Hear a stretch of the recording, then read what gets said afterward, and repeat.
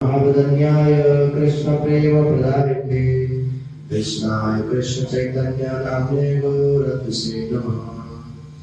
हे कृष्ण करुणा सिंधु दीनबंधु जगत्पते गोपेश गोपिकाकांत राधाकांत नमोस्तुते। तप्त कांचन गौरांगी राधे वृंदावनेश्वरी वृषभानुसुते देवी प्रणमामि हरिप्रिये। भक्त्या विनयपराधलक्ष्मी चित्तस्य कामादितरङ्गमध्ये कृपावैत्वां शरणं प्रपन्नावृन्दे नमस्ते चरणारविन्दम्। श्री कृष्ण चैतन्य प्रभु नित्यानंद श्री अद्वैत गदाधर शिवासादि श्री गौर भक्तवृंद। हरे कृष्णा कृष्ण कृष्ण हरे हरे हरे राम राम राम हरे हरे।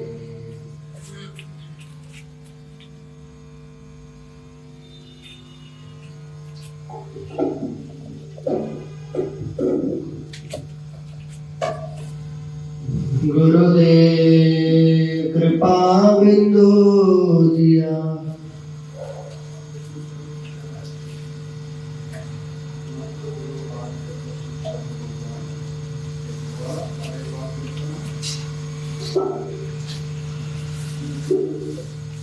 सनातन दास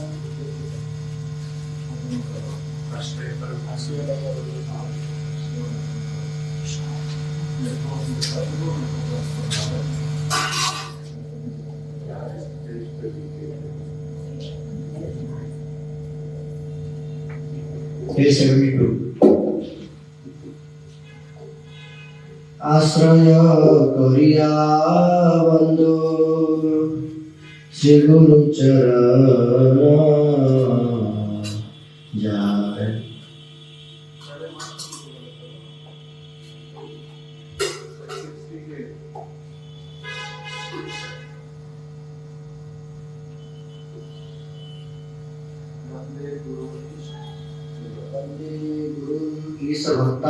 ईशम ईशावतारकं तत्प्रकाशस्य तत्शक्ति कृष्ण चैतन्य संगकम्।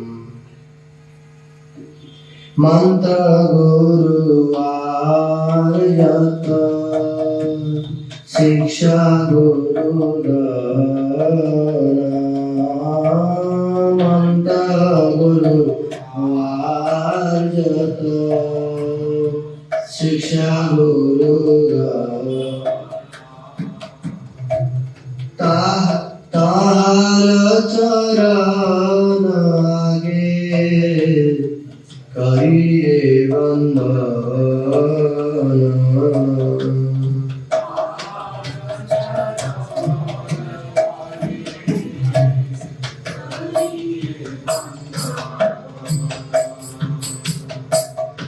श्री रूप सनातन भट्ट रघुनाथ। श्री रूप सनातन भट्ट रघुनाथ। श्री जीवा गोपाल भट्ट दास रघुनाथ।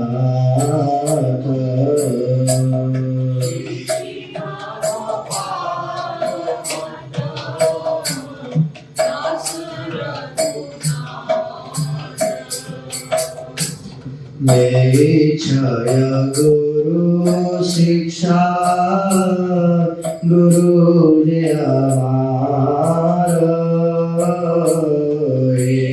छाया गुरु शिक्षा गुरु जी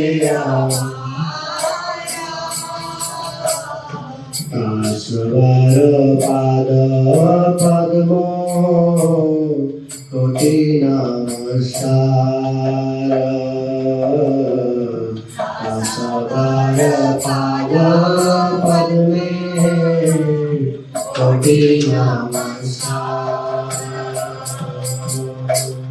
भगवानेर भक्त यत श्रीवास प्रधान।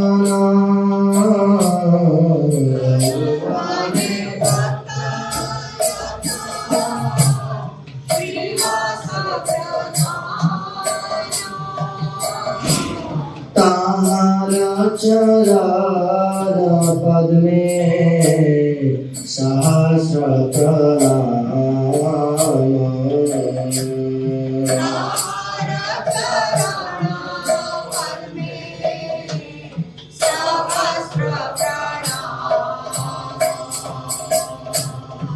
अद्वैत आचार्य प्रभु अंश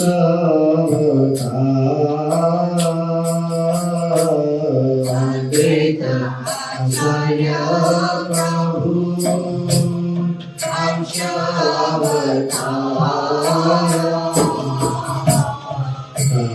पाद पद्मे कोटि प्रणति अमार।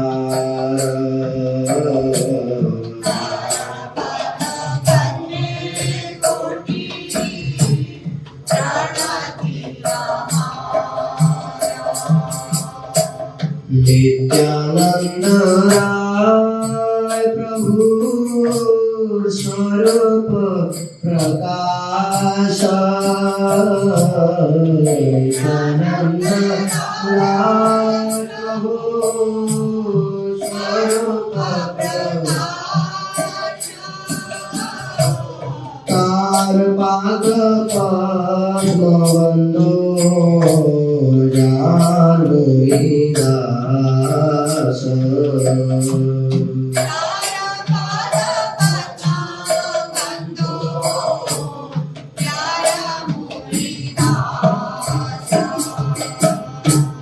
गदाधर पंडितादि प्रभु निज शक्ति। गदाधर पंडितादि प्रभु निज शक्ति। दासवार चरणे मोर सहस्र प्रणाति। दासवार चरणे मोर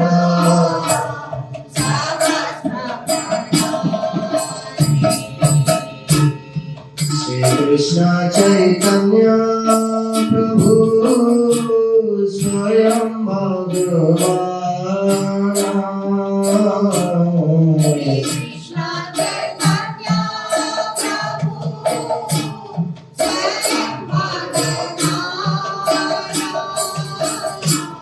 तार पदार बिंदे अनंत प्रणाम।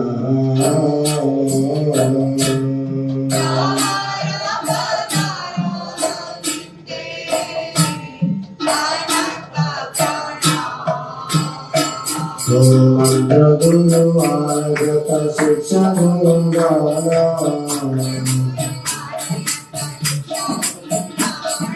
तार चरण आगे करिए वंदना। जय गुरुदेवा जय गुरुदेवा गुरुदेवा जय गुरुदेवा।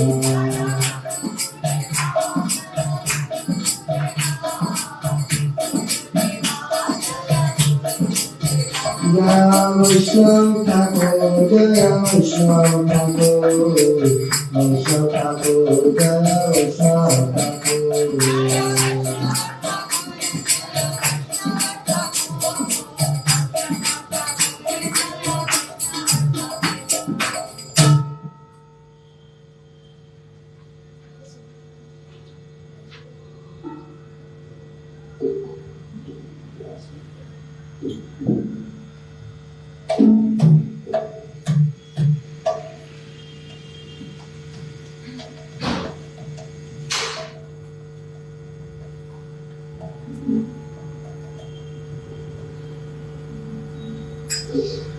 आश्रय करिया वंदो श्री गुरु चरण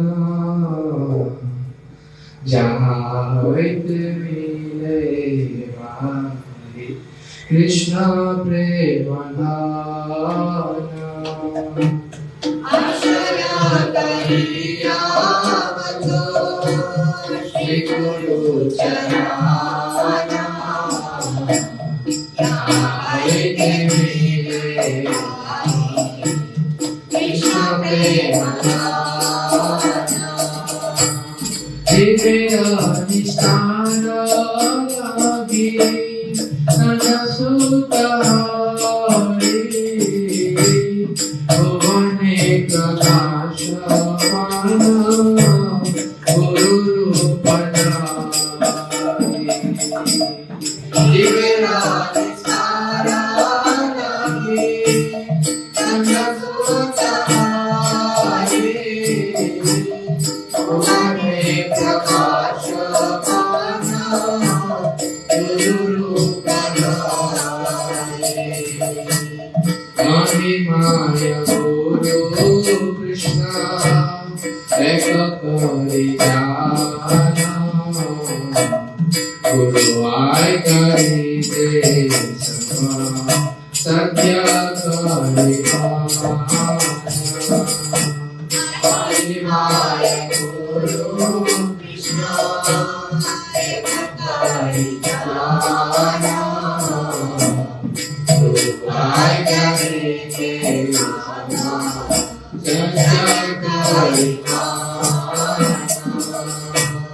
सत्य ज्ञान गुरु के तुम्हारा विश्वास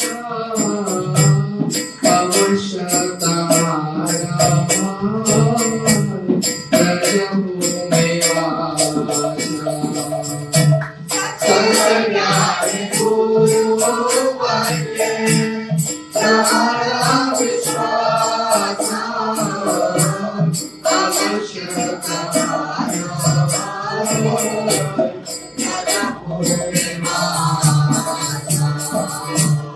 जय प्रति गुरु देवा हर परसाना गुरु विघ्न श्री नागे हरे अवसाना जय प्रति गुरु देवा हर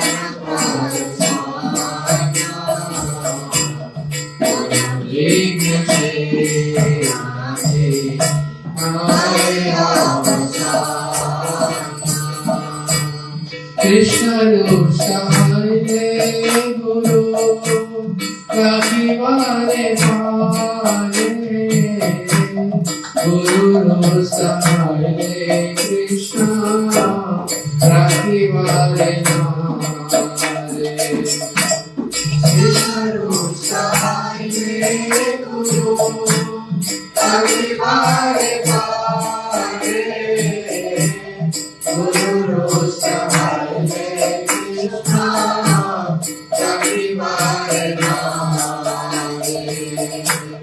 गुरु माता गुरु पते गुरु गुरु माता गुरु पिता गुरु मानवते गुरु विनय संसारे नहीं आरवाते गुरु माता गुरु पिता गुरु मानवते विनय संसारे नहीं आरवाते गुरु के मनुष्य ज्ञान नगर गुरु निंदा कर ले नगर गुरु के मनुष्य ज्ञान नगर गुरु निंदा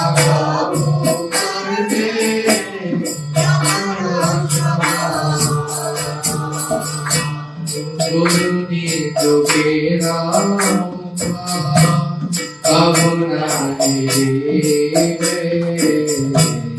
सखाय गुरु कथा न जय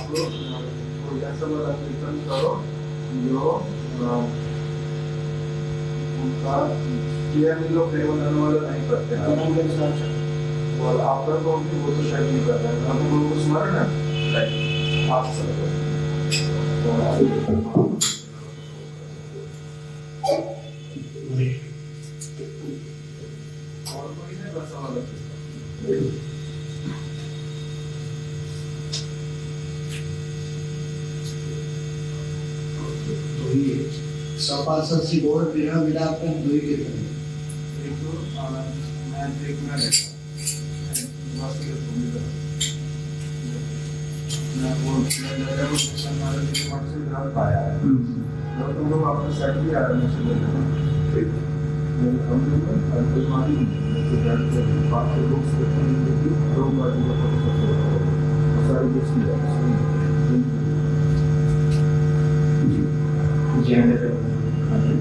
इसलिए महाराज ने जो लिखे तो काफी शिष्य थे उस बात से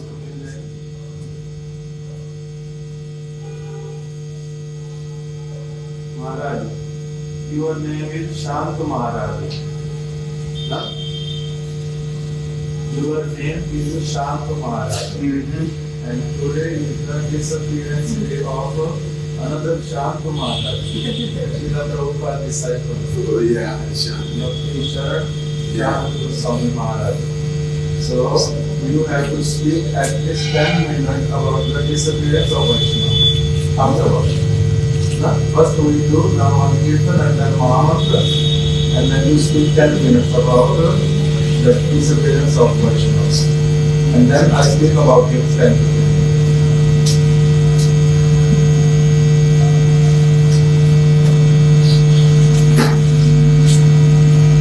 वासुदेव बहुत स्लो है।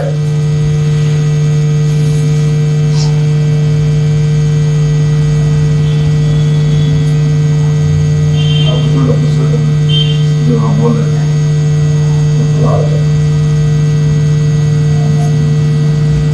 अब शीलों को मंदिर पता चला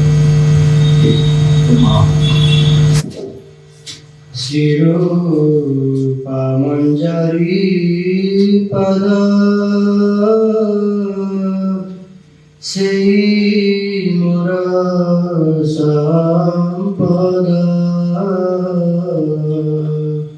शिरूपमञ्जरी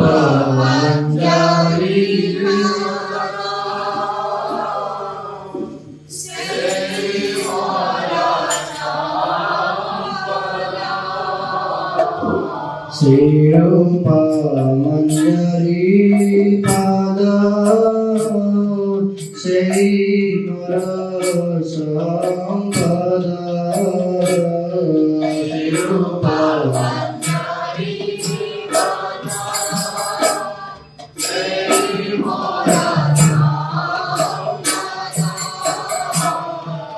सेई मोर भजन पूजन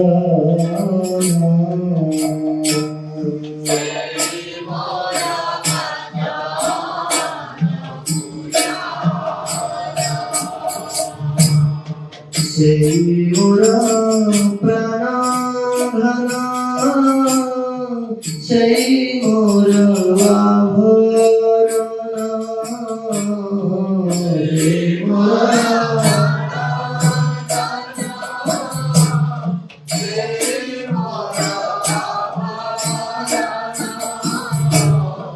सेई मोर जीवनेर जीवना सेई मोर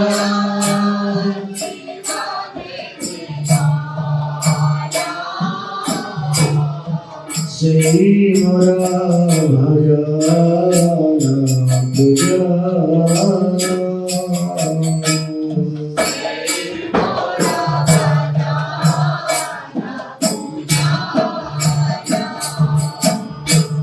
सेई मोर रसनिधि सेई मोर वाञ्छा सिद्धि सेई मोर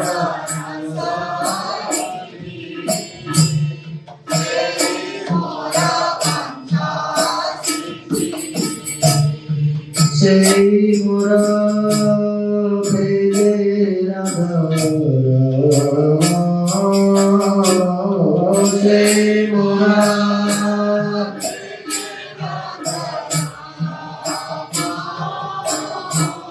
सेई व्रत सेई तप सेई मोर मंत्र जप सेई व्रत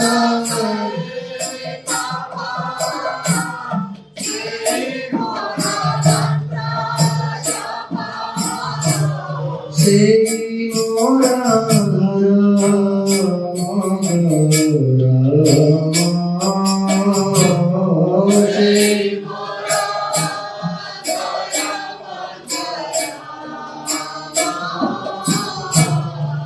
Sei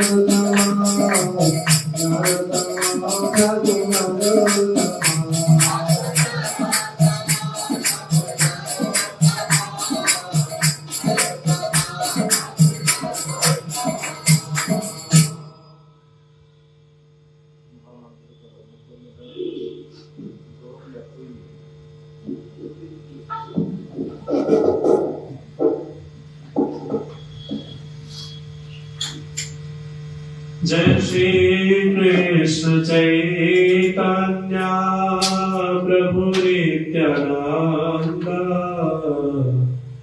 श्री अद्वैत गदाधर शिवासादि गौर भक्त वृंद Shri Krishna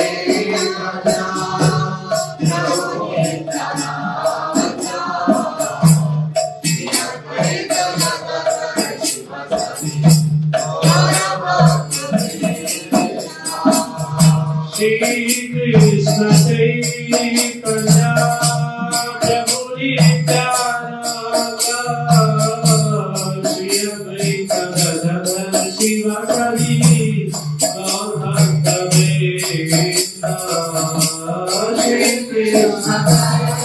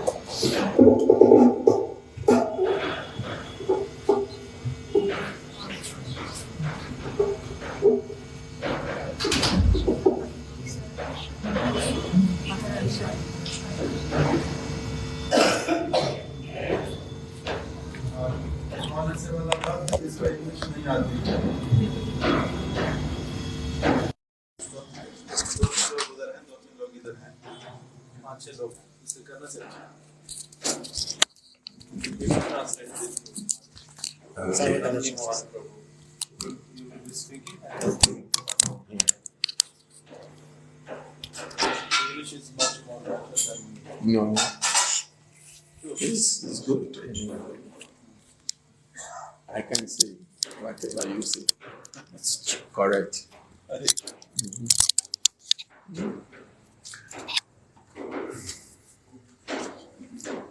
Om Agyanam Timirindasya Gyanam Jala Sarakaya Chakshu Militanyena Tasmai Shri Guruve Namaha.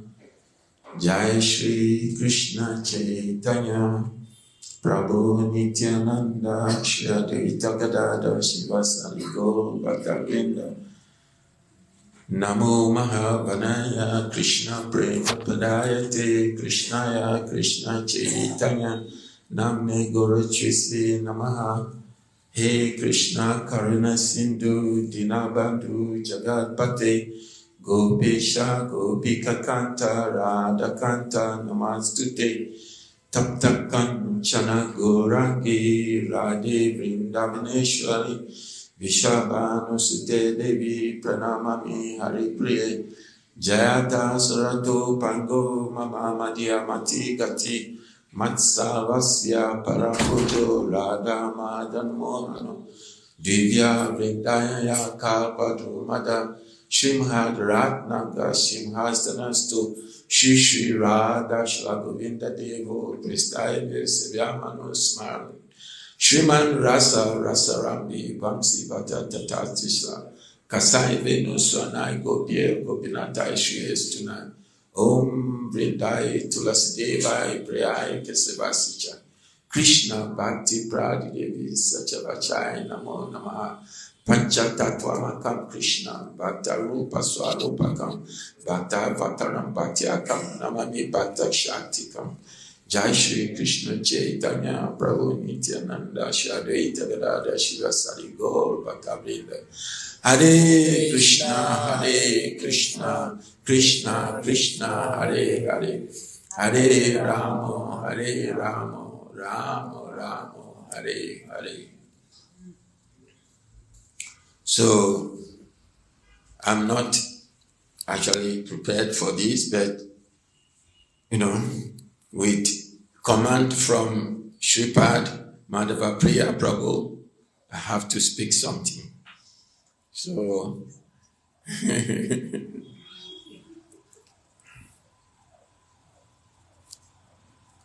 Vaishnav, he thinks ill, thinking Vaishnavs die.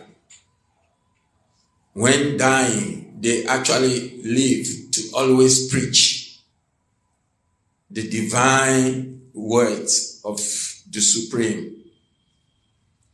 Vaishnavs are always living. Srila Gurudev said, I am nearer to you than the air you breathe in.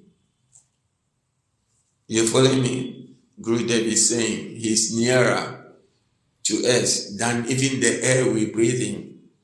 So, okay. तो महाराज जी कह रहे हैं कि जो लोग ऐसा सोचते हैं कि वैष्णव लोग मर जाते हैं, वो क्या है, उनका जो सोच है वो ठीक नहीं है, गलत है। वैष्णव लोग जो हैं वो हम लोग साधारण जगत के लोग, जैसे हाड़ मांस से शरीर जैसा बना हुआ, उनका शरीर उस प्रकार का नहीं है। जो लोग इसलिए सोचते हैं कि वैष्णव लोग मर जाते हैं, दे थिंक इल, वो लोग क्या है, गलत, उनका जो सोच है ये जड़ीय सोच है। जबकि वैष्णव लोग जड़ीय भूमिका से ऊपर है। वो कभी भी क्या करते, मरते नहीं है। और वो क्या करते हैं, पूरे जीवन जब जीते हैं, क्या करते हैं, जीते समय भगवान का ही वाणी का प्रचार करते हैं। इसलिए इस जगत में वास्तविक रूप में वैष्णव कभी मरते ही नहीं। इसलिए गुरुदेव कहते थे क्या है, मैं कभी भी मरूंगा नहीं, अर्थात मैं कभी तुम लोगों को छोड़ करके जाऊंगा नहीं, मैं सब समय तुम लोगों के साथ ही रहूंगा। What is that statement from Bhaktivinoda Thakur? He reasons ill. He reasons ill who says Vaishnavas die. He says Vaishnavas die. Yes. But Vaishnav Live to preach. And die to live. Live. Mhm. They die to live. तो श्रील भक्तिविनोद ठाकुर, हमारा आचार्य श्रील भक्तिविनोद ठाकुर जी ने बतलाया, एक अंग्रेज का कीर्तन है श्रील भक्तिविनोद ठाकुर जी का, वो कहते हैं they thinks ill who says Vaishnavas die, Vaishnavas die to live and they live to First they live to preach. they live to preach and they die to live. अर्थात वो क्या करते हैं, जब तक इस जगत में प्रकट रहते हैं, क्या करते हैं, वो सब समय अपने प्रकट लीला में भगवान का वार्ता को, भगवान की जो सिद्धांत को इस जगत में प्रचार करते हैं। और जब इस जगत को छोड़ करके चले जाते हैं, ऐसा दिखता है, दे डाई टू लिव, जब वो जगत को छोड़ करके जाते हैं, वास्तविक रूप में क्या करते हैं, अपने शिक्षाओं के माध्यम से, अपने आचरण के माध्यम से, अपने आदर्श के माध्यम से हमारे बीच में जीवित रहते हैं। ना ये वाला अलग, ये अच्छा। है देखो, एक तो है कि they live to preach and they die to live, और दूसरा है कि those who think that Vaishnav die, they think ill, but in reality they live in their words. मतलब कि अपने वाणी के माध्यम से भी इस जगत में रहते हैं, उस जगत में तो चले जाते हैं, they die to live.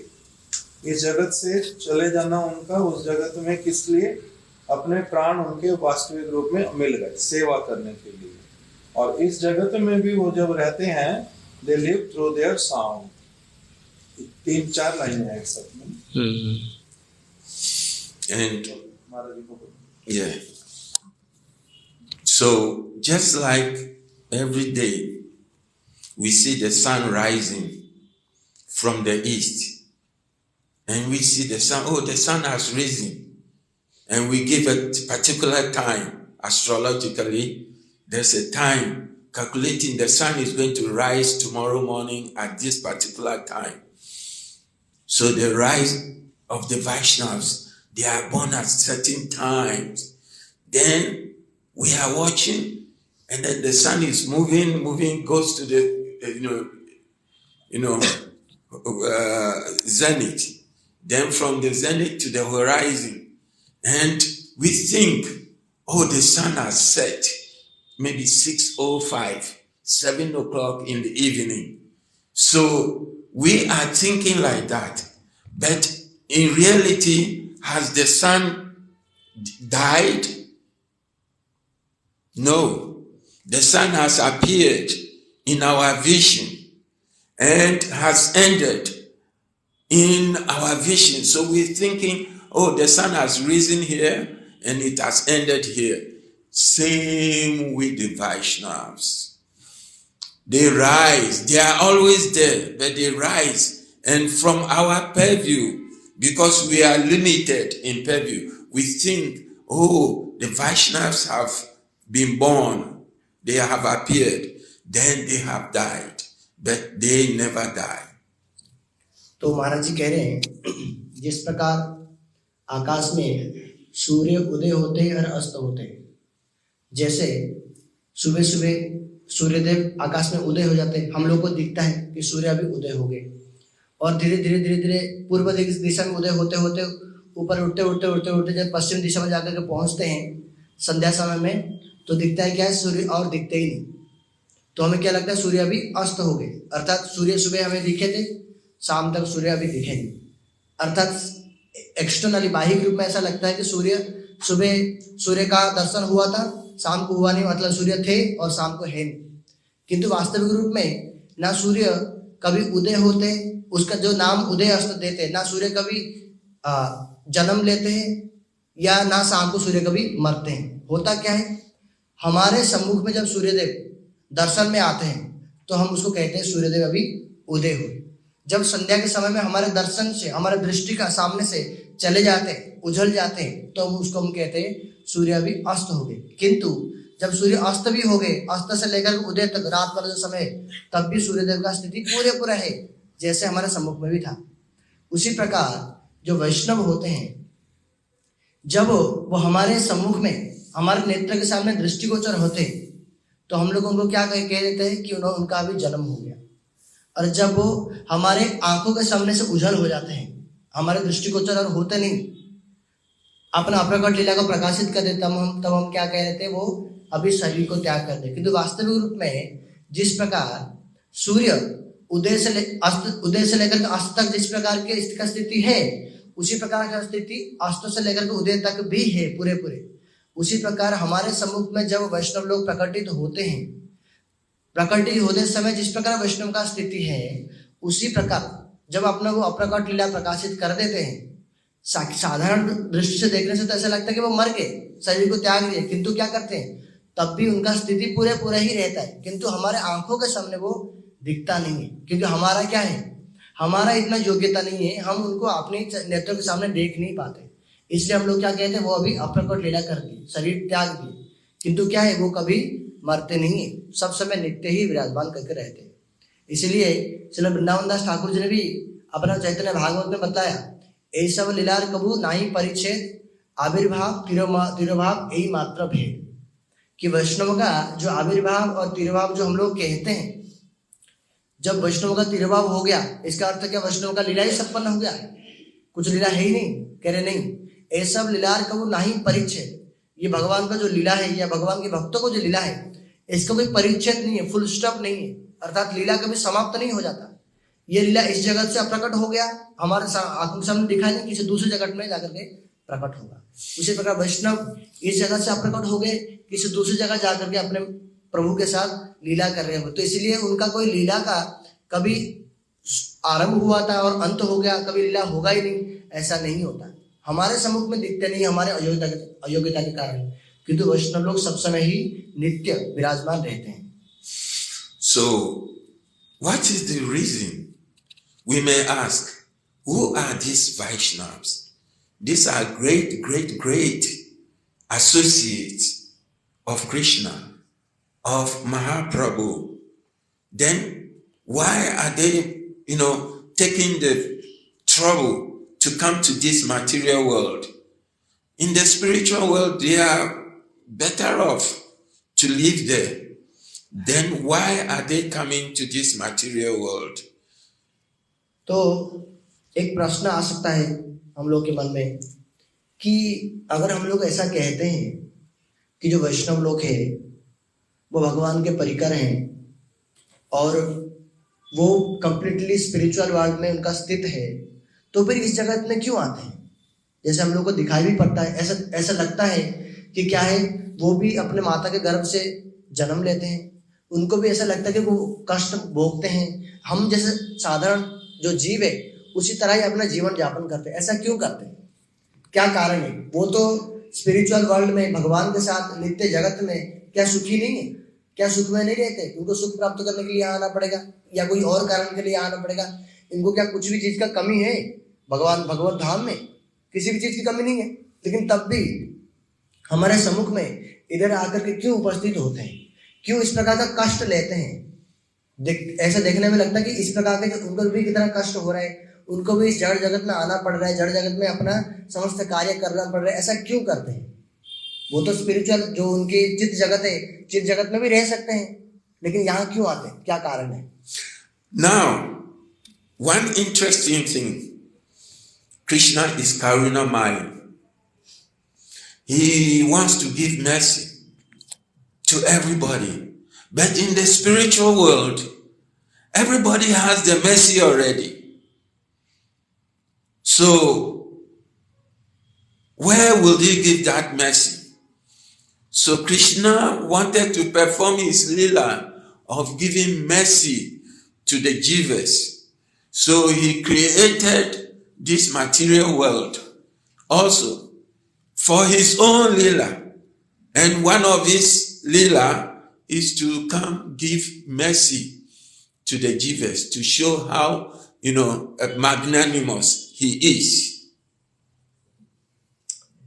So महाराज जी कह रहे हैं कि एक इंटरेस्टिंग चीज है कि भगवान कृष्ण को कहा जाता है करुणामय। हे कृष्ण करुणा सिंधु, कृष्ण करुणा के सागर है। तो क्योंकि करुणा के सागर है इसलिए वो करुणा करेंगे, उनका स्वभाव है। किंतु चित्त जगत में जहां वो रहते हैं, उनके धाम में जो परिकर है, उनको तो ऑलरेडी करुणा कर ही रहे, अर्थात उनको तो सेवा नित्य समय प्राप्त हो ही रहा है। इसलिए उनको कृष्ण का करुणा का आवश्यकता तो है नहीं, वो लोग कष्ट तो पा नहीं रहे जिसके कृष्ण का करुणा उनका आवश्यकता होगा। और वो सब समय भगवान की सेवा में ही निमग्न है, इसलिए भगवान का पूर्ण करुणा उनको प्राप्त है ही।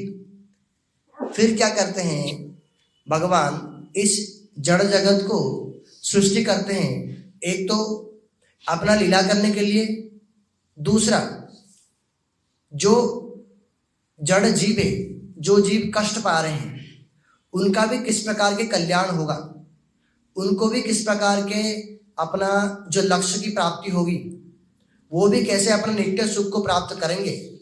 उनके ऊपर कृष्ण का करुणा ना करेंगे तो उनका कभी भी ऐसा वाला नित्य सुख, नित्य आनंद या भगवत धाम का प्राप्ति नहीं हो सकता।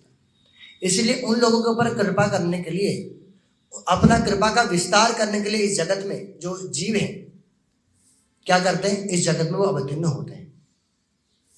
एक तो अपना लीला करने के लिए अपने भक्तों के साथ, दूसरे जो भक्त लोग नहीं है, साधारण लोग हैं, उनको भी क्या है, उनको भी अपना कृपा का विस्तार करने के लिए इस जगत में आविर्भूत होते हैं।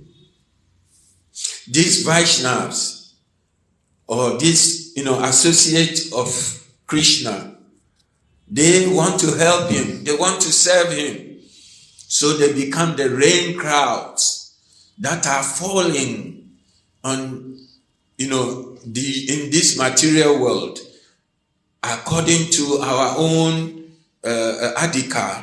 They are falling to redeem us. There's a verse I quoted today. What is that? Brahmanda Brahmeti Kunaiva Bhagava Jiva Guru Krishna Pasada Prai Bhati Lata Beach. Why? Because from Brahmanda to Brahmanda, from one planet to another, from one body to another body, the jiva is just moving aimlessly. If by fortune he gets the opportunity to get one of these Vaishnavas who have the karuna of Krishna in them, who have carrying Krishna in them, they can deliver that person by giving Krishna. तो महाराज जी कह रहे हैं कि जैसे हम लोगों ने श्रवण किया कि कृष्ण इस जगत में आविर्भूत होते हैं कि जीवों के ऊपर कृपा करने के लिए, किंतु कृष्ण जो कृपा करते हैं किनके माध्यम से कृपा करते हैं, अपने इन्हीं परिकरों के माध्यम से। हमारे जो गुरु वर्ग हैं, जो कृष्ण के अपने परिकर हैं, उन परिकरों के माध्यम से हमारे ऊपर कृपा करते हैं। कैसे? जैसे कि अगर जिस बंजर भूमि है, अगर बंजर भूमि को वहां अगर फसल उगाना है, वहां जल की आवश्यकता है, तो जल कहाँ से प्राप्त होता है? आकाश से। वो जो जल है, सूर्यदेव जी जल को लेकर के आकर्षण करके लेते हैं, वेपर के रूप में रखते हैं, उसको मेघ के माध्यम से अलग अलग जगह में वृष्टि करते हैं, वर्षा करते हैं। वर्षा करने से जो बंजर भूमि भी होता है वहां भी फसल उग पाता है जल प्राप्ति होने के कारण। उसी प्रकार भगवान कृष्ण जब कृपा करने के लिए इच्छा करते हैं तो उन मेघ सदृश, उन जो परिकर लोग हैं, उनके माध्यम से उन कृपा रूपी जो बारी, जो बूंद, उसको इस जगत में सिंचन करते हैं। किसके ऊपर? हम लोगों के ऊपर। हम लोग जैसे जीव है जो कि क्या कहते हैं, ब्रह्मांड भ्रमित कौन भाग्यवान जीव। हम लोग जीव जो कि अनेक अनेक ब्रह्मांड में भ्रमण कर रहे हैं अपने कर्मों के कारण, अनेक अनेक शरीर में भ्रमण कर रहे हैं अपने कर्मों के कारण। वो क्या, जब उन परिकर, कृष्ण परिकर जो कि मेघ सदृश है, जब उन परिकरों के कृपा हम किसी जीवों के ऊपर प्राप्त होती है, पड़ता है, तो जो हमारा हृदय है जो कि बंजर भूमि के समान है, उसमें भी क्या होता है? भक्ति लता का उदय होता है। So, just like Krishna comes to the material world and he lives on his own accord when his duty is finished, the same way the devotees of the Lord who are Vaishnavas, they come, they perform their duty that they have been ascribed to, and then they leave. When they leave, they are not living, like materially, we say somebody is dead. No, they are not dead. Just like I told you, the sun, has set, but the sun is always there. The Vaishnav is always there. He is never dead. He is always with us. So if we believe in the Vaishnavas, especially in our Guru Mahadev, we will see that whatever we ask of our Gurudev sincerely, Gurudev will provide for us. तो महाराज जी कह रहे हैं कि जिस प्रकार से कृष्ण इस जगत में आविर्भूत होते हैं अपना कृपा को विस्तार करने के लिए, कृपा को प्रदान करने के लिए, और जब उनका कार्य पूर्ण हो जाता है, उनका लीला संपन्न हो जाता है, तो क्या करते हैं? उन समस्त धाम के साथ, परिकरों के साथ इस जगत से अप्रकट लीला करके अपने नित्य गोलोक वृंदावन धाम को चले जाते हैं। उसी प्रकार जैसे कृष्ण उस जगत से इस जगत में आते हैं और लीला करके चले जाते हैं, उसी प्रकार कृष्ण के जो भक्त हैं, जो कृष्ण के परिकर लोग हैं, वो भी कृष्ण लोक से, गोलोक वृंदावन से इस जगत में अवतीर्ण होकर के जीवों के ऊपर कृपा करते हैं और विशेष करके अपने प्रभु कृष्ण के ही सेवा करते हैं।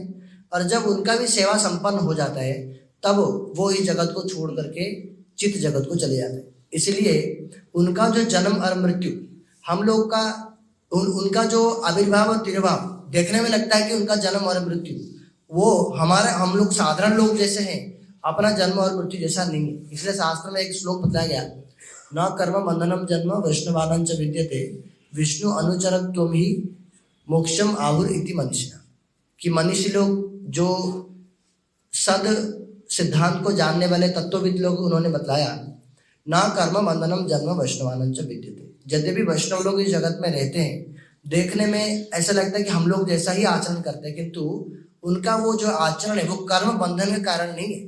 किंतु हम लोग जो भी कुछ कर रहे हैं, अपना कर्म से हम लोग बंधे हुए हैं, जो बुरा या भला कर्म किए हुए हैं उससे बंधे होकर के अपने आप से ही उस कर्म ही हमें कार्य करा रहे हैं। किंतु वैष्णव लोग के लिए उनका कोई कर्म बंधन नहीं है, इसलिए वो जो भी कुछ कार्य कर रहे हैं वो अपना कर्म के द्वारा नहीं कर रहे, तो फिर किस लिए कर रहे? विष्णु अनुचरत्वं, वो भगवान विष्णु के द्वारा प्रेरित होकर के, कृष्ण के द्वारा प्रेरित होकर के, कृष्ण का सेवा के उद्देश्य से वो समस्त कार्य को करते हैं। कौन सा कार्य? हम लोगों पर कृपा करना, बद्ध जीवों को भक्ति का शिक्षा प्रदान करना। शिक्षा दे करके जब वो कंप्लीट हो जाता है, जब संपूर्ण हो जाता है अपना प्रभु की सेवा, तब इस जगत को छोड़ करके चले जाते हैं। तब उसको बोला जाता है कि वैष्णव का उनका तिरुभाव हुआ। जब भगवान की सेवा करने के लिए इस जगत में आते हैं, तब उनका हुआ आविर्भाव। जब इस जगत से चले जाते हैं सेवा करने के पश्चात, तब उनका हुआ तिरुभाव। इसीलिए वास्तविक रूप में गुरुदेव या जो शुद्ध वैष्णव, उनका कभी मृत्यु होता ही नहीं, वो सब समय ही रहते हैं, सब समय हम लोग को देखते हैं। इसीलिए अगर कोई शिष्य सिंसियरिटी के साथ अर्थात निष्कपट के साथ गुरुदेव से प्रार्थना करे, भले ही गुरुदेव उसकी आंखों के सामने अभी प्रकट नहीं है, किंतु अप्रकट होने पर भी वो मरे नहीं है, वो क्या है, अभी भी वो नित्य है, अभी भी देख रहे हैं। इसलिए शिष्य अगर निष्कपट रूप से गुरुदेव से प्रार्थना करता है, तो गुरुदेव उसका प्रार्थना को अवश्य ही श्रवण करते हैं। There is no time in this world that there are no great Vaishnavas of the Lord on this planet. Because if they are not even in a single moment, the earth or this planet will self-destruct, because they are people with very bad mentalities, demoniac personalities. So always the Vaishnavas are there. Some are incognito. Incognito means, we don't see them. They don't appear to be of great quality, great Vaishnavas, but they are all there. And when their time come, they also leave. तो महाराज जी कह रहे हैं ऐसा कभी भी नहीं होता, जैसे हमारे गुरुदेव भी कहते थे कि इस जगत में शुद्ध वैष्णव नहीं होंगे। सब समय ही इस जगत में कहीं ना कहीं शुद्ध वैष्णव अवश्य ही होंगे। क्यों? अगर इस पूरे जगत में एक भी शुद्ध वैष्णव नहीं रहते तो भगवान क्या करते? इस जगत को रखते नहीं। इस जगत का प्रलय होना अवसंभावी है।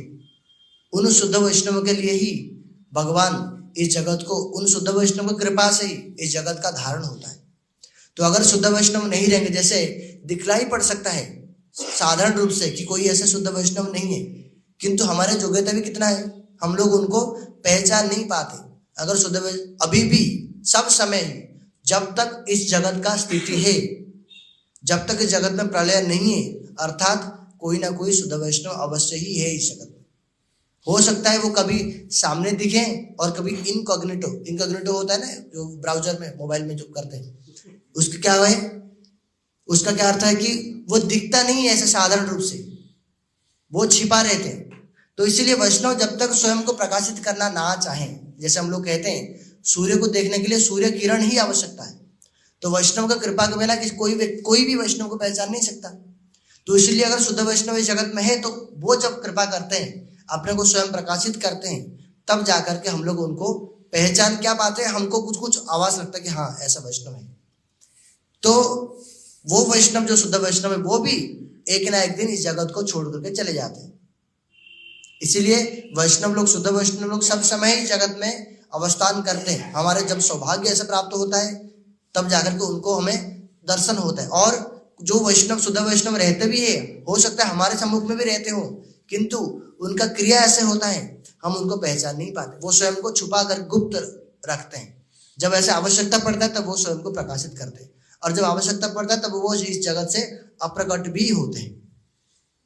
Sometimes they may perform their lila of sickness, and we say, oh, Gurudev is sick.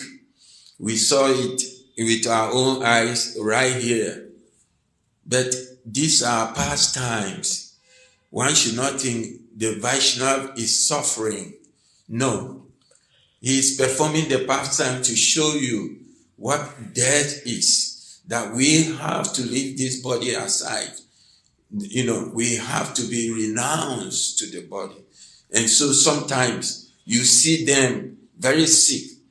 Even Srila Bhakti Vigyan Bharati Goswami Maharaj, when he was very sick, and people come from Vrindavan to see him.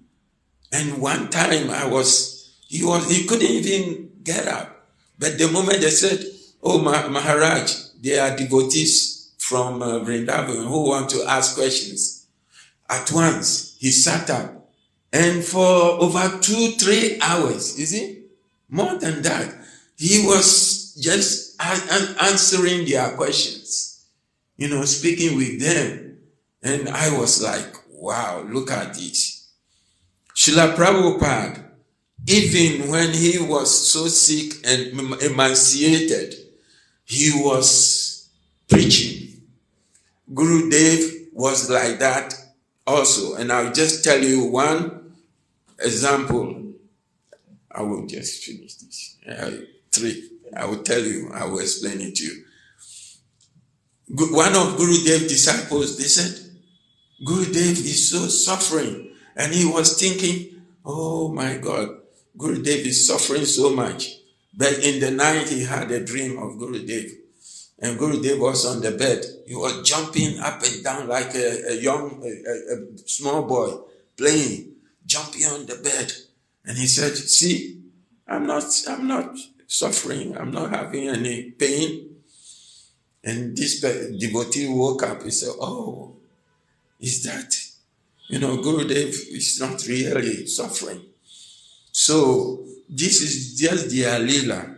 They are teaching us how to love. And then their mood is to make us become attached. If we become attached to them, then we learn. तो महाराज कह रहे हैं कि जैसे वैष्णव लोग इस जगत में आविर्भूत होकर के अपने आचरण के माध्यम से अनेक अनेक शिक्षाएं प्रदान करते हैं। हम लोग सुनते भी हैं कि कैसे प्रारंभ से ही भगवान की भक्ति करनी चाहिए और किस प्रकार गुरु वैष्णव की सेवा करनी चाहिए। अनेक अनेक शिक्षाएं प्रदान करते हैं और हम लोग को सिखाते भी हैं। खुद अपना आचरण में भी दिखाते हैं और हम लोग को सिखाते भी हैं। उसी प्रकार उन्हीं आचरण में से एक और आचरण भी वो करते हैं जो कि क्या है, अस्वस्थ लीला भी प्रकाशित करते हैं। कभी कभी देखा जाता है जो वैष्णव लोग होते हैं वो भी क्या है, बीमार पड़ते हैं। साधारण भाषा से बीमार होते हैं, बहुत अधिक ऐसा लगता है कि बहुत अधिक उनको कष्ट हो रहा है, बहुत अधिक उनको बुखार हुआ है। प्रायतः हमारे समस्त गुरुवर्ग ने इस प्रकार का आचरण का प्रदर्शन किया, तो उसको हम लोग कभी भी ऐसा नहीं समझनी चाहिए कि वो लोग भी ऐसे ही कष्ट पा रहे हैं जैसे हम लोग अपने पापों के कारण। क्योंकि दो है, एक पाप और पुण्य। पुण्य के कारण हमको सुख प्राप्ति होता है, पाप के कारण हमें दुख प्राप्ति होता है। उस दुख प्राप्ति का अनेक अनेक उपाय है। उसमें से एक उपाय उसमें से जो एक है प्रोसेस है वो क्या है, हमें शारीरिक कष्ट भी प्राप्त होता है। मानसिक कष्ट, शारीरिक कष्ट, आर्थिक कष्ट, इस प्रकार के। तो उसको से जो वैष्णव लोग हैं, जो शुद्ध भक्त लोग हैं, उनके आचरण को देख करके कि वो भी अस्वस्थ है, कभी भी ऐसा अनुमान नहीं लगानी चाहिए कि वो क्या है, वो भी अपने पापों के कारण ही कष्ट भोग रहे। क्यों? क्योंकि वो भी उस अपने अस्वस्थ लीला के माध्यम से हम लोग को शिक्षा प्रदान कर रहे हैं कि क्या है, वास्तविक रूप में ये जो शरीर है ये कोई नित्य शरीर नहीं है। हर किसी व्यक्ति को ही इस जन्म मृत्यु जरा व्याधि होकर के गुजरना ही पड़ेगा। किंतु तब भी अपने अस्वस्थ लीला के बीच में भी वो हमें शिक्षा प्रदान करते हैं। चाहे हमें किसी भी स्थिति में रहे, लेकिन तब भी हरि भजन को करना है, भगवान का भजन करना है। महाराज जी को उदाहरण दे रहे थे कि हमारे गुरु महाराज जी श्री श्रील भक्ति विज्ञान भारती गोस्वामी महाराज जी जब यहाँ थे, अपने अंतिम समय में ही बड़े ही अस्वस्थ थे 2-3 दिन तक, और ऐसे लगा रहा था कि महाराज जी बेड से उठ नहीं पा रहे, बिस्तर से अपने उठ नहीं पा रहे। और उसी समय कुछ वैष्णव लोग वृंदावन से गुरु महाराज जी के दर्शन करने के लिए आए, और भक्त लोग ने जब बतलाया गुरु महाराज जी को कि महाराज जी कुछ वृंदावन से कुछ भक्त लोग आपके दर्शन करने के लिए आए हैं, तो गुरु महाराज जी तुरंत बैठ गए और बैठ करके उनके साथ वार्तालाप भी करने लगे।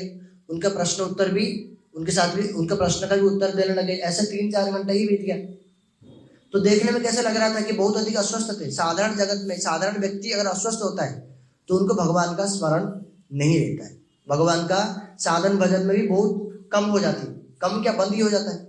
किंतु जो वैष्णव लोग जब भी अस्वस्थ लीला होने पर भी क्या करते हैं, भगवान का भजन करते रहते हैं।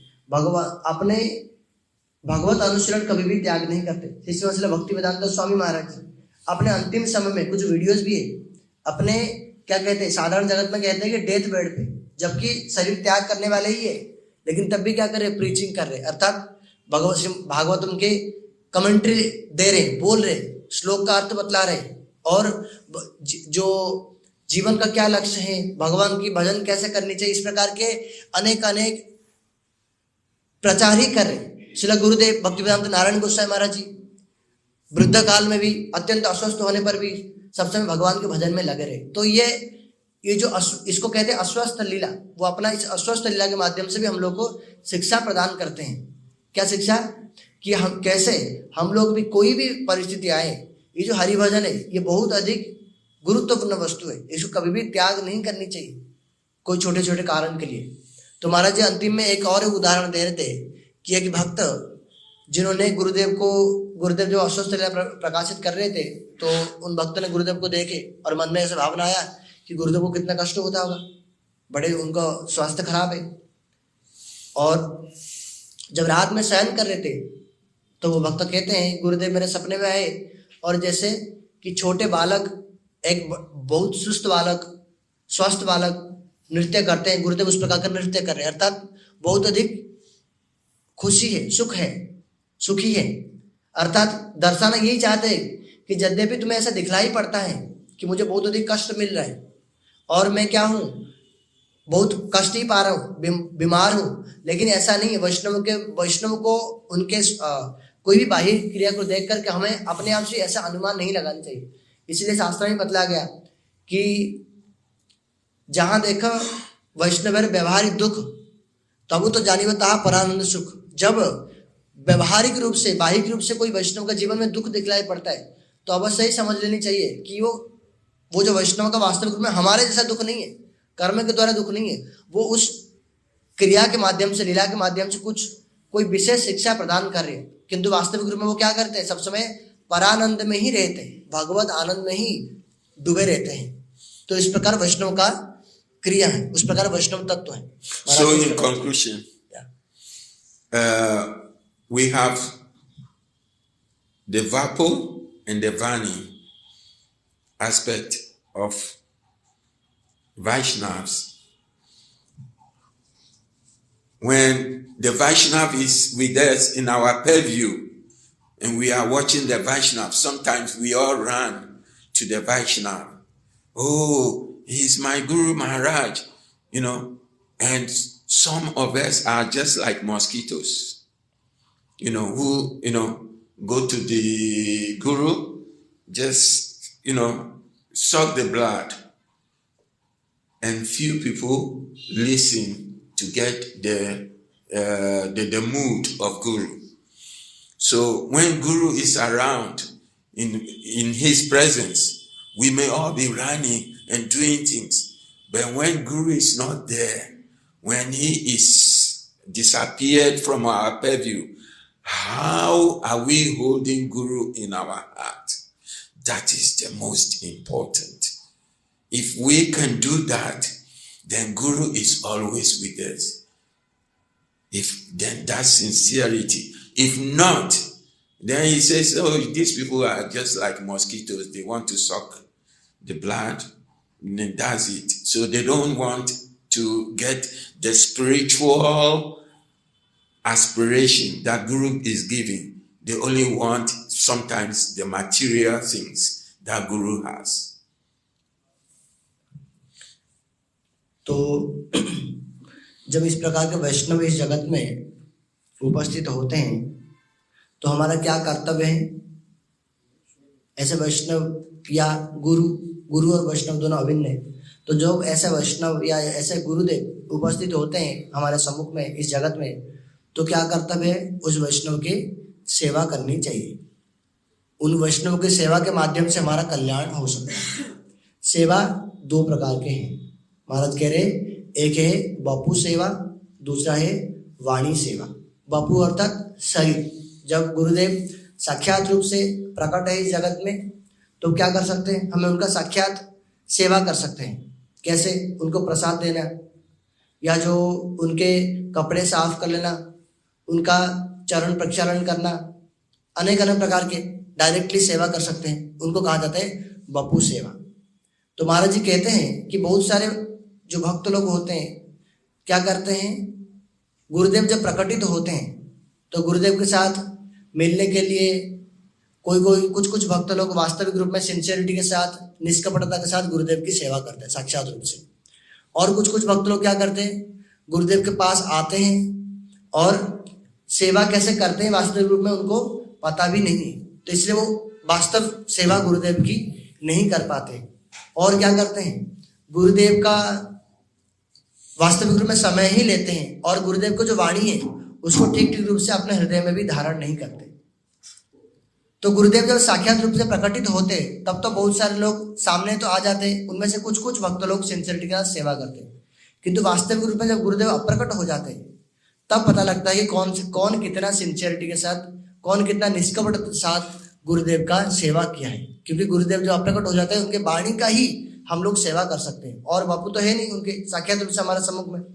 तब जब हम गुरुदेव जब प्रकट थे, जब कोई निष्कपटता के साथ गुरुदेव के साथ संग किए होंगे, सेवा किए होंगे, वो क्या कर सकते हैं, गुरुदेव का जो वाणी है जब अप्रकट हो गए उनको भी निष्कपटता के साथ धारण कर सकते हैं, ग्रहण कर सकते हैं।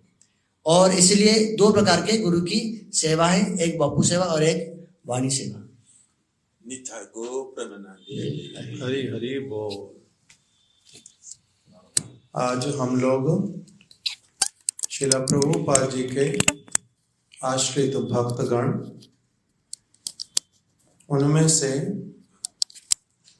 नित्य लीला प्रविष्ट ओम विष्णुपाद अष्टोत्तर शत श्री श्रीमद भक्ति शरण शांत गोस्वामी महाराज जी की आज तिरोभाव तिथि है। आज उनकी तिरोभाव तिथि और उनका जो स्थान है, उनका समाधि मंदिर, आज के दिन उनका तिरोभाव तिथि है। उनकी समाधि मंदिर जो है वो कहाँ पर है? जहाँ पर हमारे महाराज जी का समाधि मंदिर श्रील भक्ति विज्ञान भारती गोस्वामी महाराज जी का बिल्कुल उसके पास वाला जो समाधि मंदिर, उसी स्थान पर ही ठाकुर जी का मंदिर है। वहीं पर ही फिर एक ठाकुर जी के सामने समाधि, महाराज जी के एकदम कक्ष के बिल्कुल पास में वो श्रील भक्ति शरण शांत गोस्वामी महाराज जी का समाधि मंदिर है। वहीं पर ही वो मायापुर में वास करते थे। उनके विषय में श्रील महाराज जी ने थोड़ा सा हम लोगों को श्रवण करवाया हुआ है और थोड़ा सा किसी भक्त ने संग्रह करके भी यहाँ पर लिखा है, उसी को ही हम थोड़ा सा अभी श्रवण करेंगे कि श्रीला शांत गोस्वामी महाराज जी का जो आविर्भाव वो हुआ था पूर्व बंगाल में, अर्थात अभी बांग्लादेश है जो, वहां पर बोध खाना नामक स्थान पर उनका आविर्भाव हुआ था। और जिस समय वो ढाका में पढ़ाई करने के लिए रह रहे थे, उच्च हाई स्कूल की शिक्षा के लिए, उसी समय श्रील प्रभुपाद जी का वहाँ आना जाना होता था और ये उनकी हरि कथा समय समय पर श्रवण करते थे श्रील प्रभुपाद जी की। और उसके बाद में फिर इनके मन में अभिलाषा हुआ कि मैं श्रील प्रभुपाद जी के पास श्रीधाम मायापुर में सब समय के लिए रह जाऊंगा। तभी अपने पूर्वाश्रम को छोड़ करके, घर को छोड़ करके कहाँ पर आ गए? श्रीधाम मायापुर में आ गए। और वहीं पर ही श्रील प्रभुपाद जी के चरणों का आश्रय करने का सौभाग्य मिला। वहीं पर ही उन्होंने हरिनाम दीक्षा इत्यादि प्रभुपाद जी को गुरु के रूप में धारण उस प्रकार से मायापुर में आकर के किया और वहीं पर ही मठ में रहने लगे। वैष्णव अनुगत्य, गुरु सेवा निष्ठा और भजन कीर्तन में इनको भजन कीर्तन हरि कथा श्रवण में विशेष अनुग्रह पूर्वक आग्रह पूर्वक चेष्टा देखकर वैष्णवों की कृपा से और प्रभुपाद जी की अभिलाषा से इनको फिर नाम मिला दीक्षा का श्रीपाद परानंद दास ब्रह्मचारी।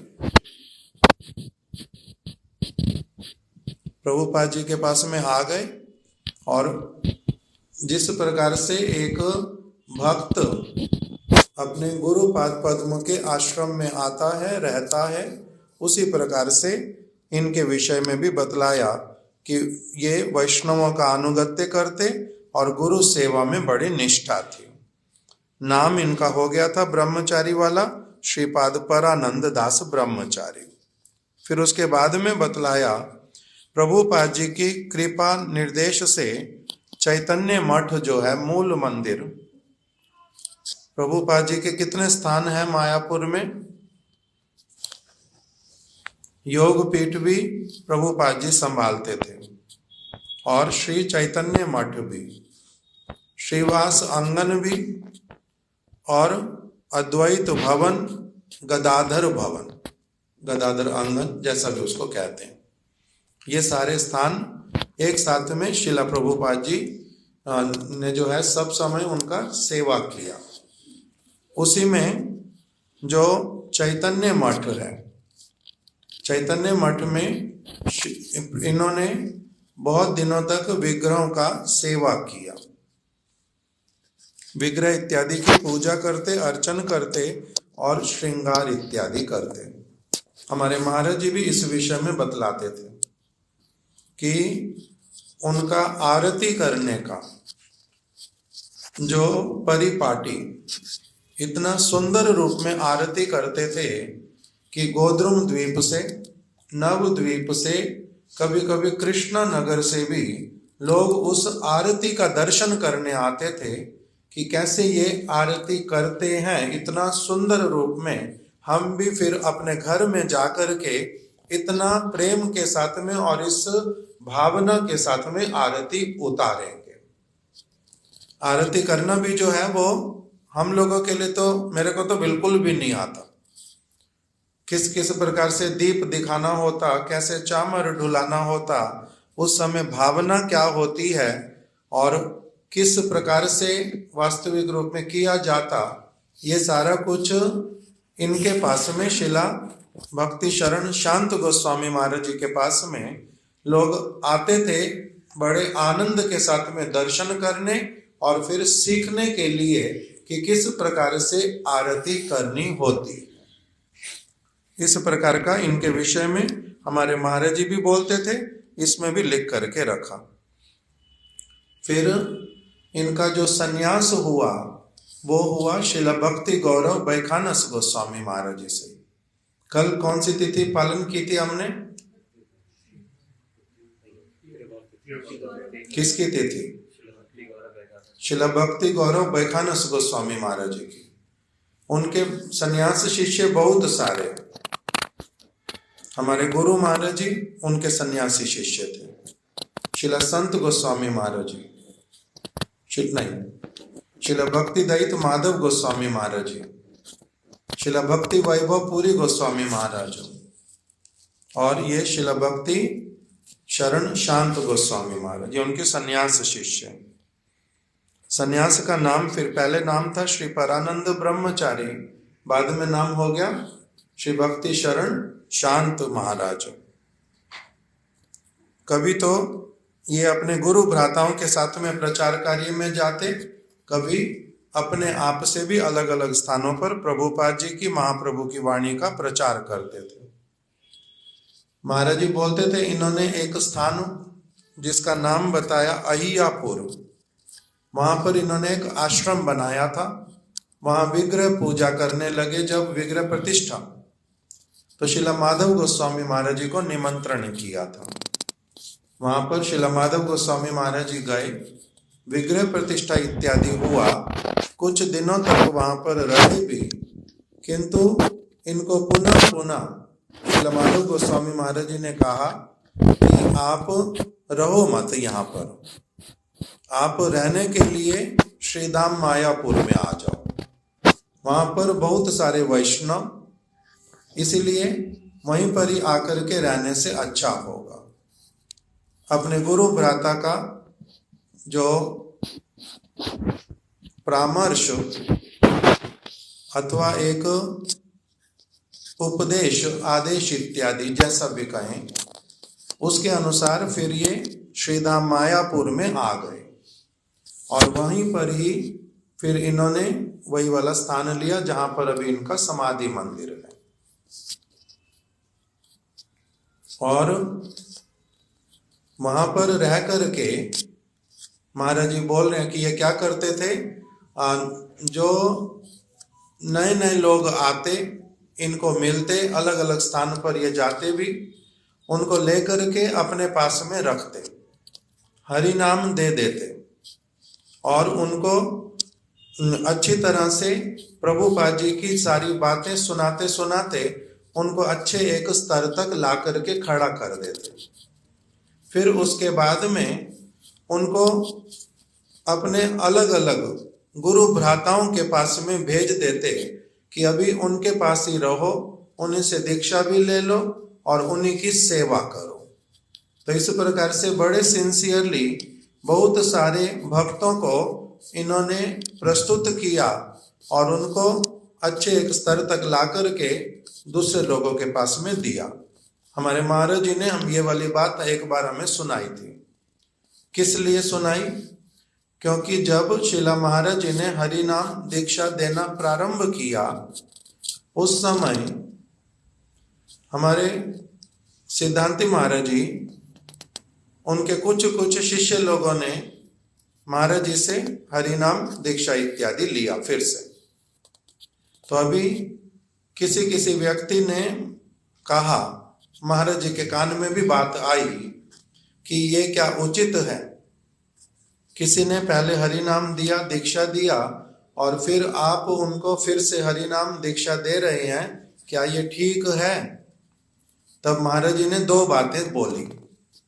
पहली बात कि इसमें असुविधा क्या है, गुरु ही जिन्होंने हरिनाम दिया, दीक्षा दिया, वही मेरे पास में ला रहे हैं, उनको ही कोई आपत्ति नहीं है। उनको कोई आपत्ति नहीं है कि मैं उनके शिष्य को हरिनाम दूं, दीक्षा दूं, शिक्षा दूं, उनको कोई आपत्ति नहीं, तो दूसरे को आपत्ति क्यों होनी चाहिए? महाराज जी ने कहा, नेमी महाराज, भक्ति वेदांत नेमी महाराज, उनके भी जितने शिष्य थे उन्होंने भी क्या किया, फिर से महाराज जी से उनको हरिनाम मंत्र इत्यादि श्रवण करवाए।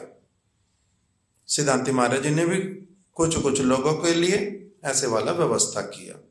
तो एक बात तो महाराज जी ने ये वाली बोली, गुरु कोई जो ला रहे हैं अपने शिष्य को, उनको ही कोई असुविधा नहीं मन में।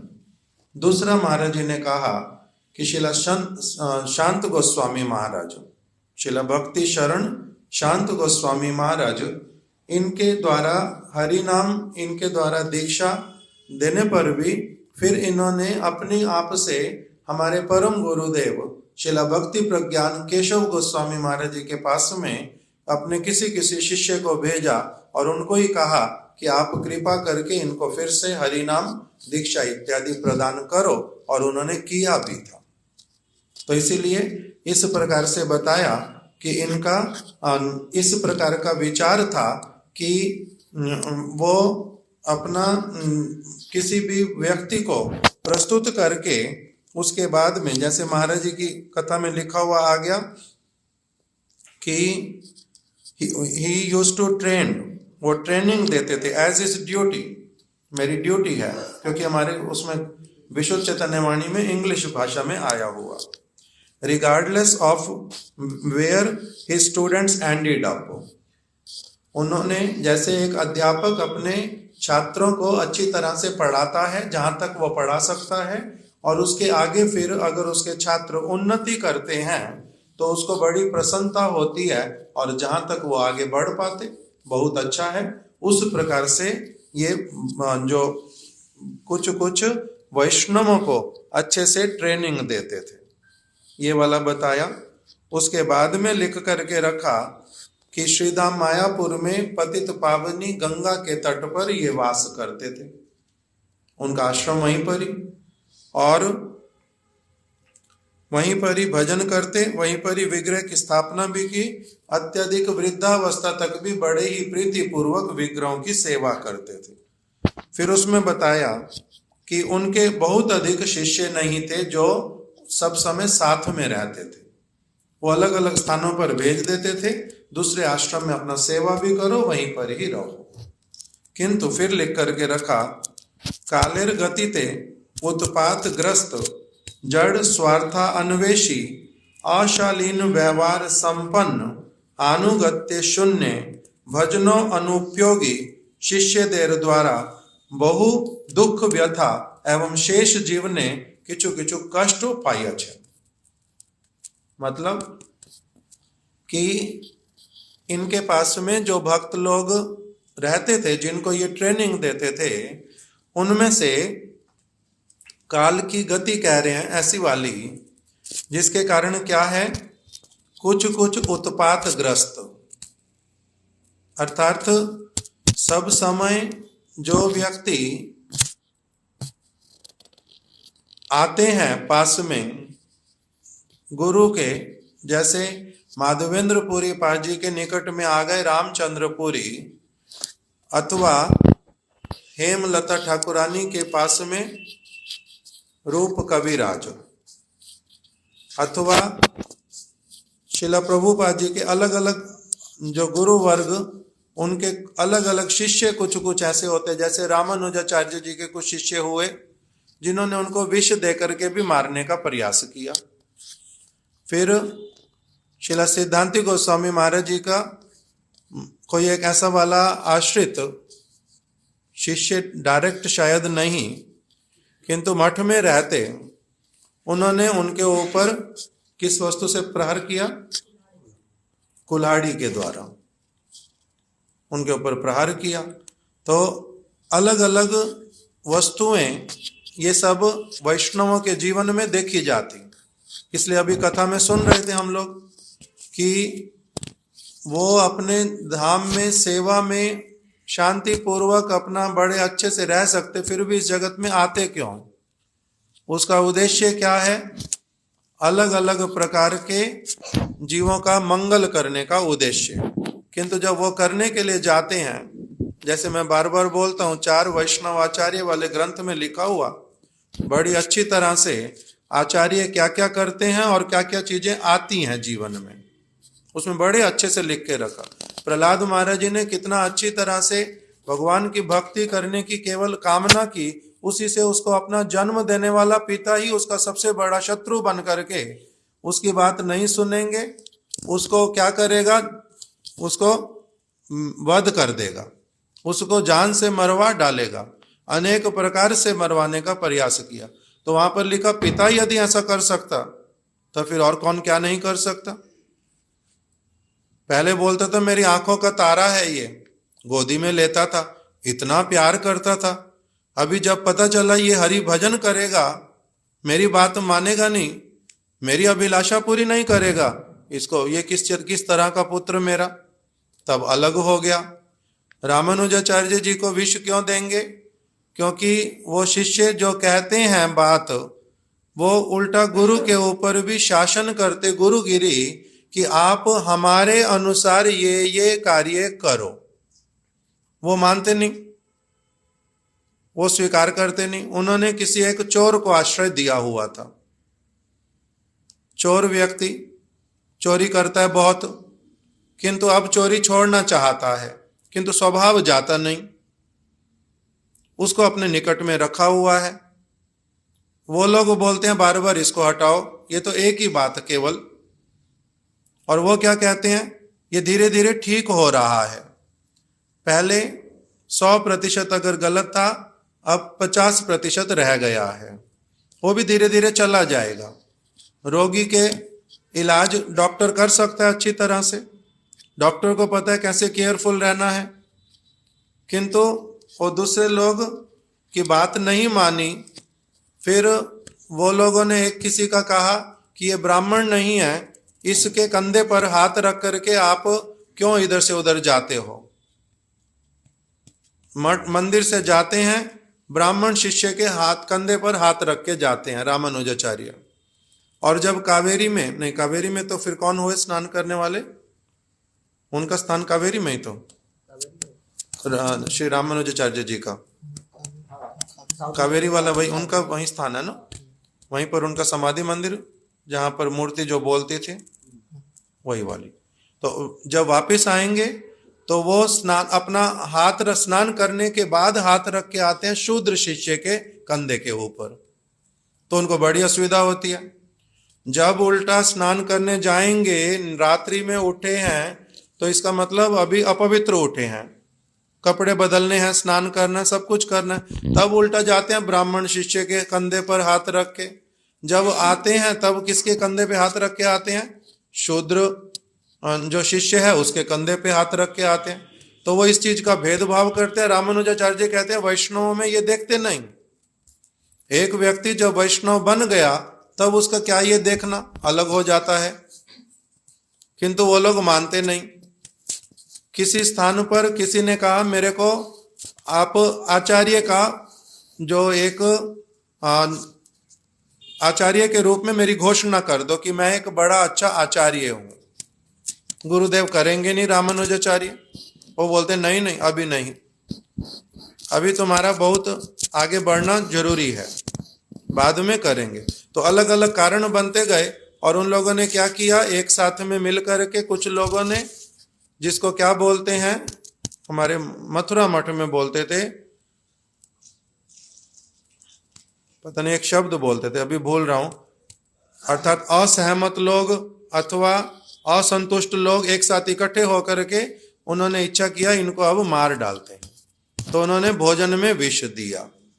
तो इस प्रकार के अलग अलग अब प्रभुपाद जी को उस तरह से विष दिया नहीं, किंतु उनके सिद्धांतों को नहीं मानना, उसके अनुसार नहीं चलना, तो कुछ कुछ लोग इस प्रकार के आ जाते बीच में।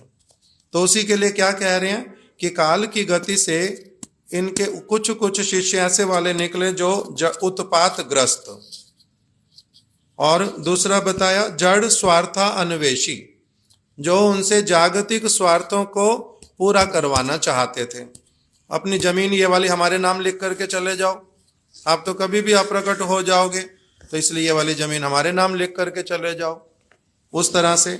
और आशालीन व्यवहार संपन्न, जिनका व्यवहार आशालीन, ऐसे अनुगत्य शून्य, अनुगत्य करते नहीं किंतु उनकी वस्तुओं को कुछ चाहते हैं, ऐसे वाले भजन अनुपयोगी, जो भजन के अनुपयोगी शिष्य, उनके कारण इनको क्या हुआ, एक समय में अलग अलग प्रकार का दुख भी प्राप्त हुआ।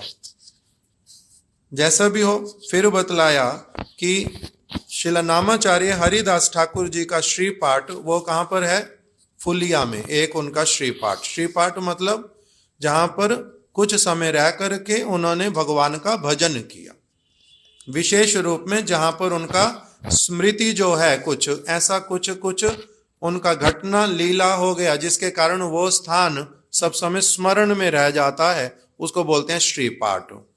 तो श्रीला हरिदास ठाकुर जी का श्री पाठ फुलिया, वहां पर क्या हुआ था, जो लक्ष्य हीरा उसका वहीं पर आना हुआ, और जो सर्प वाला घटना वो भी वहीं का है शायद, ऐसे वाला 2-3 लीला वहां का।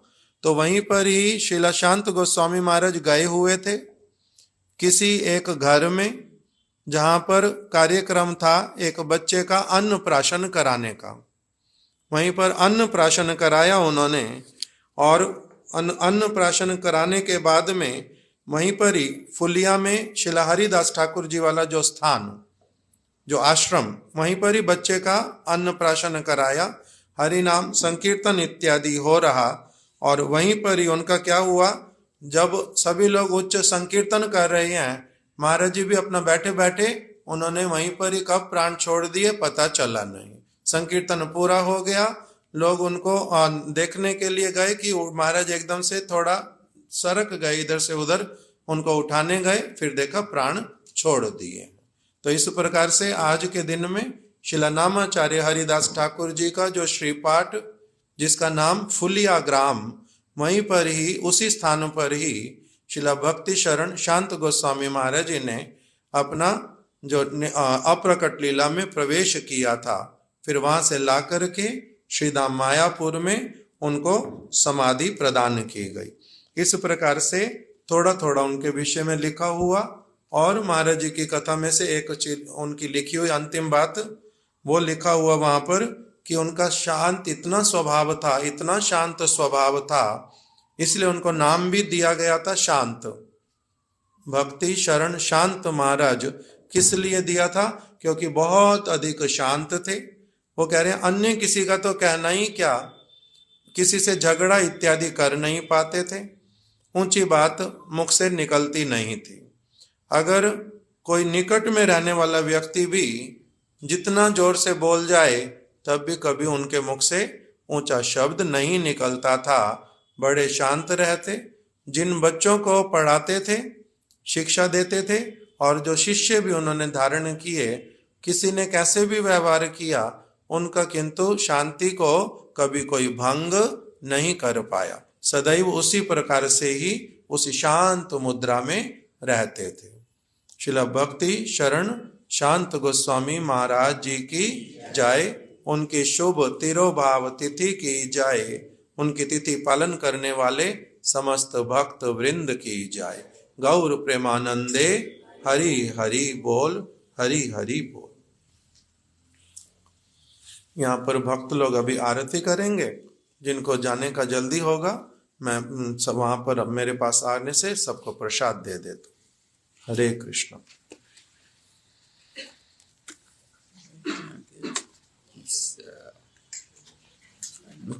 I couldn't find it. प्रभु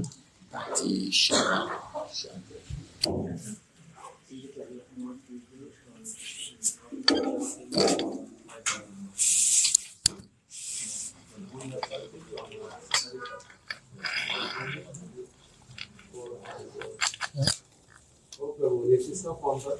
दत्तात्रेय प्रभु इसको खोल दो।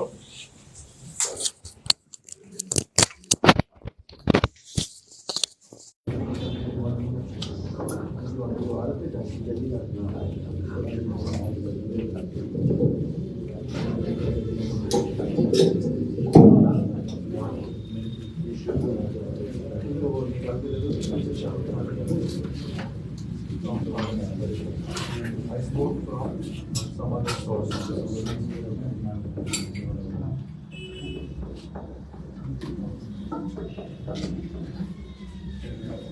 जय जय श्री श्री राधा माधव जी की जय, सचिदानंद की जय, श्री विद्यास महाराज की जय, श्री गुरुदेव की जय, श्री प्रभुपाद की जय। जय गोरा आनंद शोभा